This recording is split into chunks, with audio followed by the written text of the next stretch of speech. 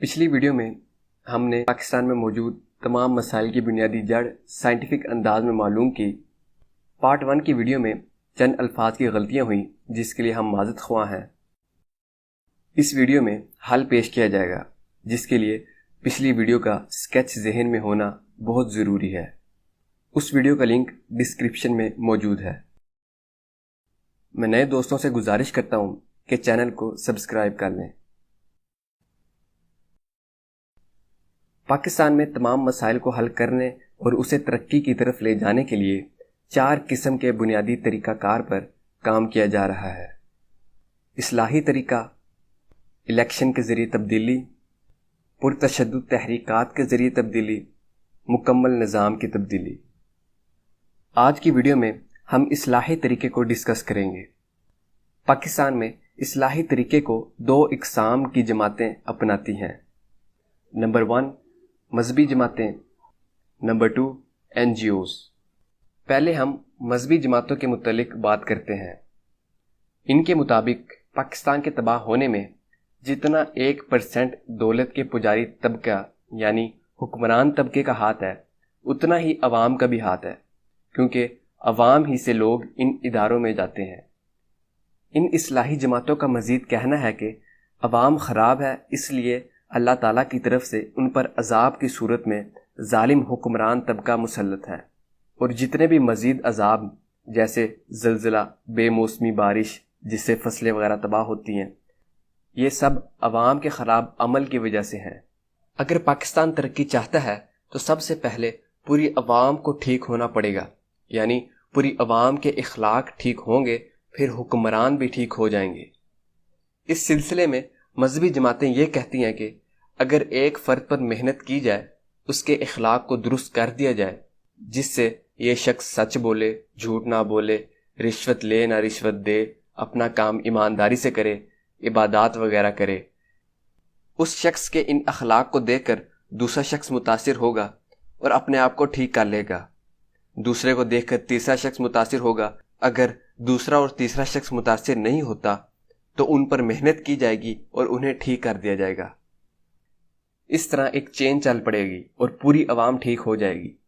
اسی عوام میں سے افراد اداروں میں جائیں گے تو ادارے ٹھیک ہو جائیں گے۔ اسی طرح ان حکمرانوں پر محنت کی جائے گی اور حکمران ٹھیک ہو جائیں گے۔ ملک میں انصاف شروع ہو جائے گا، امن آ جائے گا، چوری چکاری ختم ہو جائے گی، دولت کی سوچ کی جگہ عدل کی سوچ آ جائے گی۔ اسی طرح پورا سسٹم درست ہو جائے گا۔ سننے میں یہ سولوشن بہت اچھا اور دیکھنے میں بہت خوبصورت لگتا ہے۔ ہماری گفتگو سائنٹیفک اصولوں کی بنیاد پر ہے، اس لیے یہ بات ہمیں اچھی لگنے یا نہ لگنے کی بنیاد پر نہیں، بلکہ اس بنیاد پر ہوگی کہ یہ سولوشن پریکٹیکلی ممکن بھی ہے یا نہیں۔ اس لیے ہم اس اصلاحی طریقے کے مطابق سولوشن کو 3 دائروں میں سمجھیں گے۔ نمبر 1 پاکستان کی 73 سالوں کی تاریخ کے تناظر میں۔ نمبر 2 دنیا کے کامیاب ترین ممالک کی کامیابی کے تناظر میں۔ نمبر 3 انبیاء علیہ السلام کی تاریخ، خاص کر سیرت نبوی صلی اللہ علیہ وسلم کے تناظر میں۔ جب سے پاکستان بنا ہے تب سے ہی اصلاحی طریقے کو اپنانے والی جماعتیں محنت اور ہمت سے کام کر رہی ہیں۔ ان جماعتوں میں ہزاروں افراد کام کر رہے ہیں۔ ان جماعتوں نے لاکھوں افراد پر کام بھی کیا ہے اور ان کی صرف اور صرف انفرادی زندگی میں تبدیلی کی ہر ممکن حد تک کوشش بھی کی ہے۔ ان جماعتوں میں موجود افراد نے اپنا پیسہ، خاص کر زندگی بھر کی صلاحیتیں اور وقت لوگوں کو نیک بنانے میں صرف بھی کیا ہے، لیکن نتیجہ بہت حد تک کم بلکہ 0 نکلا۔ اس کو ہم سکیچ کی صورت میں سمجھتے ہیں۔ یہ جماعتیں افراد کو اپنے جماعتی ماحول میں رکھتی ہیں اور اپنی جماعتی ماحول کے اندر رہ کر ان پر محنت کرتی ہیں۔ ہفتہ، 2، 3 یا 4 ماہ ان پر محنت کی جاتی ہے۔ لیکن جب یہ افراد ان جماعتی ماحول سے نکل کر سسٹم کے ماحول میں آتے ہیں تو ان پر سسٹم کا ماحول دوبارہ اثر انداز ہونا شروع ہو جاتا ہے۔ ان افراد کا جب پولیس سے واسطہ پڑتا ہے تو اپنا جائز کام کروانے کے لیے بھی بھتہ دینا پڑتا ہے۔ اگر نئی رشوت دیتے تو جائز کام ہونا بھی ناممکن ہو جاتا ہے۔ اسی طرح جب ان نیک افراد کا واسطہ عدالت سے پڑتا ہے تو اپنا جائز حق لینے کے لیے ایک سچ کے ساتھ 100 جھوٹ بولنے پڑتے ہیں۔ جھوٹے گواہ خریدنے پڑتے ہیں۔ ان نیک افراد کا واسطہ بلدیہ کے کسی ادارے سے پڑتا ہے تو وہاں افسران کو کمیشن میں شریک بنانے پر ہی ٹھیکہ ملتا ہے، تو وہاں بھی 2 نمبر کام کرنا پڑتا ہے۔ تعلیمی اداروں سے واسطہ پڑتا ہے تو وہاں اسٹوڈنٹ کی نمازیں یا خوبیاں نہیں دیکھی جاتی بلکہ اسٹوڈنٹ کی فیس دیکھی جاتی ہے۔ کسی بھی تعلیمی ادارے کو اگر آپ فیس پے کر سکتے ہیں تو وہاں آپ کو موسٹ ویلکم کیا جاتا ہے۔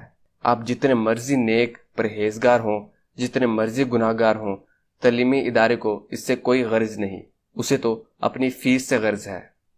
الیکشن میں کھڑے ہونے کے لیے آپ کو کسی بڑے جاگیردار یا سرمایہ دار کی مکمل سپورٹ چاہیے اور آپ کے پاس بے انتہا پیسہ ہونا چاہیے۔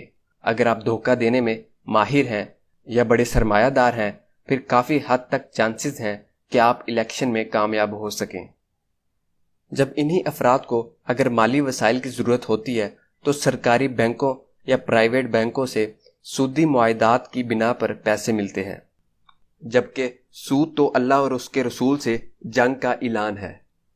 خاص طور پر نوجوان پر جتنا مرضی اصلاحی طریقہ کار اپنایا جائے، لیکن جب ان نوجوانوں کی اکثریت میڈیا پر 2-4 ڈرامے دیکھ لے تو وہیں عاشقی مشوقی کی کیفیات ان میں پیدا ہونا شروع ہو جاتی ہیں۔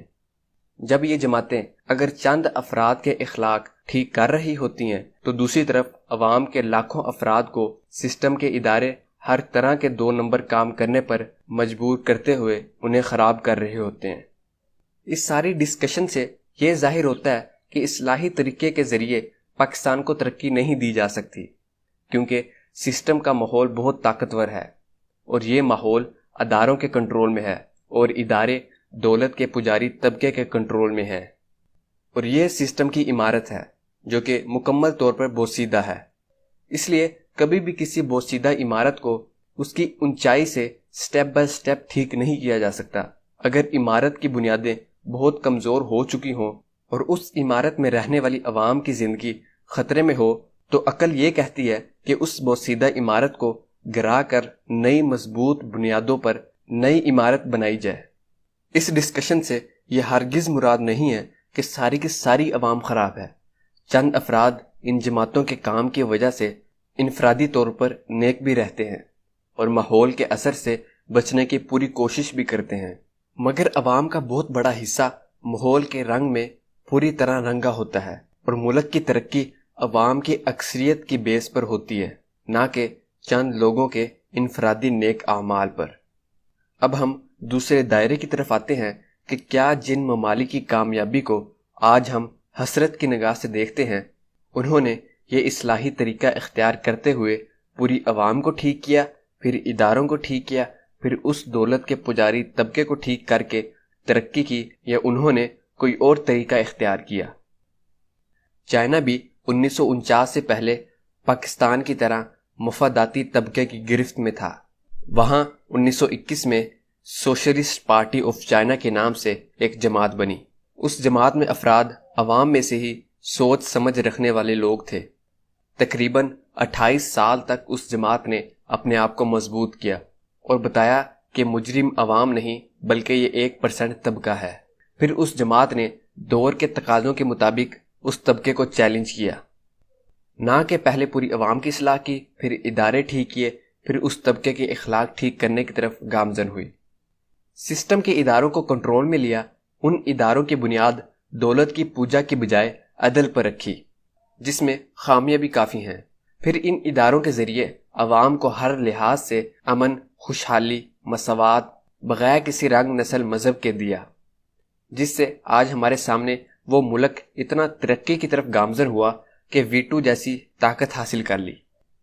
روس نے بھی یہی طریقہ اختیار کیا، وہاں بھی کوئی اصلاحی طریقہ نہیں اختیار کیا گیا۔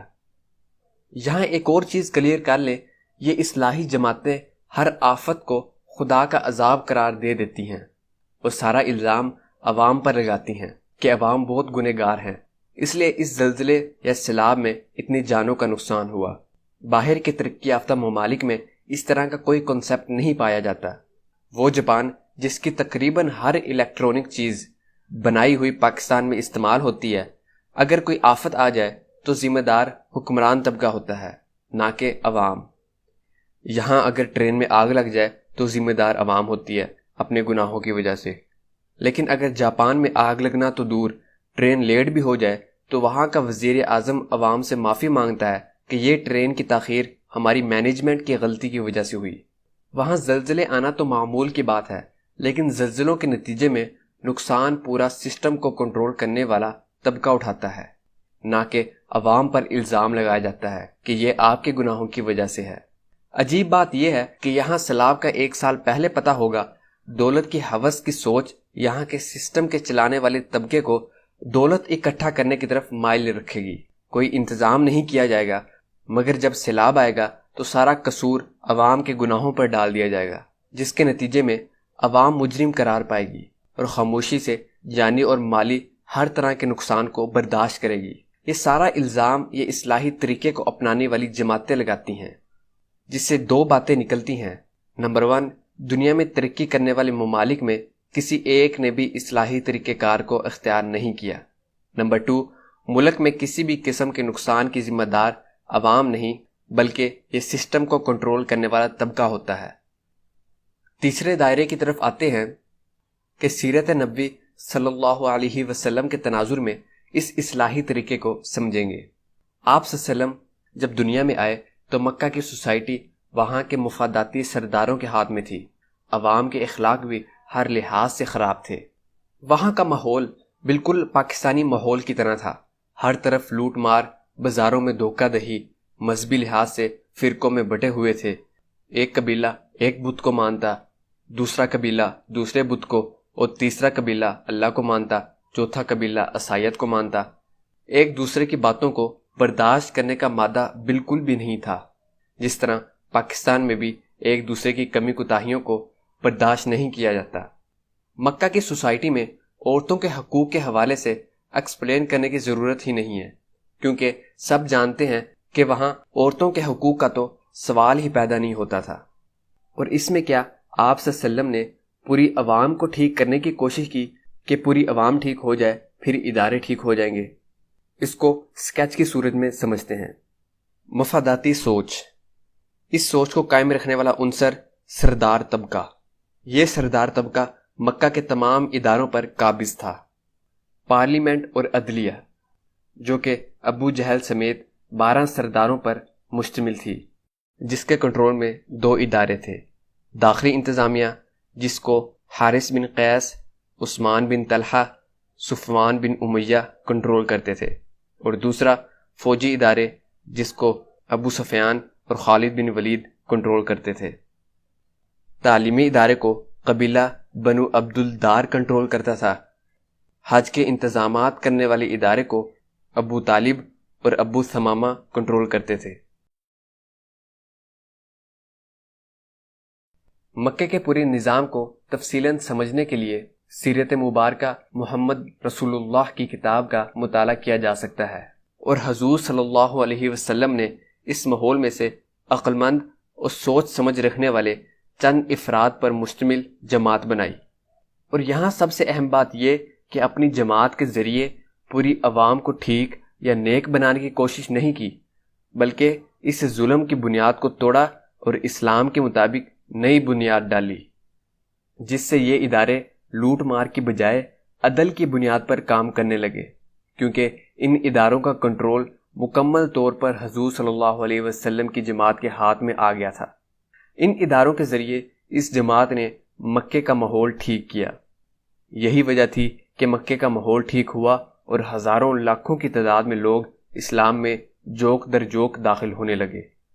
ان تینوں دائروں کے تناظر میں جو خلاصہ نکلتا ہے وہ یہ ہے: نمبر 1، دنیا میں کوئی بھی قوم صرف اصلاحی طریقے سے ترقی نہیں کر سکتی۔ نمبر 2، اصلاحی طریقہ سسٹم کے ماحول کو زیادہ مضبوط کر دیتا ہے، کیونکہ اس طریقے کے مطابق عوام اپنے آپ کو مجرم سمجھتی ہے، ملک کے خراب ہونے میں اپنے آپ کو قصوروار سمجھتی ہے۔ اس کے نتیجے میں اپنی ساری انرجی اپنے آپ کو ٹھیک کرنے کی کوشش میں لگانے لگ جاتی ہے، جس سے حکمران طبقے کی طرف سے توجہ ہٹ جاتی ہے اور حکمران طبقے کے خلاف مزاحمت پیدا نہیں ہوتی، اور یہ دولت کا پجاری طبقہ لوٹ مار کے عمل کو اور تیز کر دیتا ہے۔ تمام NGOs بھی اصلاحی طریقے کے مطابق کام کرتی ہیں، کیونکہ اس پر بھی ایک تفصیل سے ویڈیو بنائی جا سکتی ہے۔